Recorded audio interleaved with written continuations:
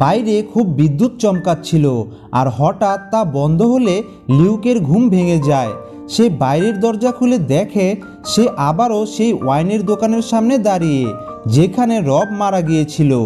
Luke সেই দৃশ্যটি আবারও দেখতে পায়, তবে তখনই হঠাৎ তার ঘুম ভেঙে যায় আর আমরা বুঝতে পারি এটা তার একটা দুঃস্বপ্ন ছিল।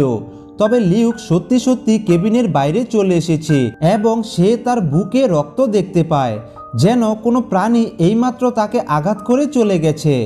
লিউক ভয়ে দৌড়ে কেবিনের ভেতরে যায় এবং দেখে বাকিরাও অস্বাভাবিক আচরণ করছে। সে দেখে হ্যাচ নামের তার বন্ধুটি নিজের প্যান্টেই টয়লেট করে দেয় আর ডোম তার ওয়াইফের নাম বলতে থাকে এবং তৃতীয় বন্ধু ফিলকে পুরো নেকেড অবস্থায় সেই কাঠের মূর্তিটির সামনে বসে থাকতে দেখে। এখন লিউক সবাইকে স্বাভাবিক অবস্থায় ফিরিয়ে আনে আর তারা সেখান থেকে বের হয়ে যায়।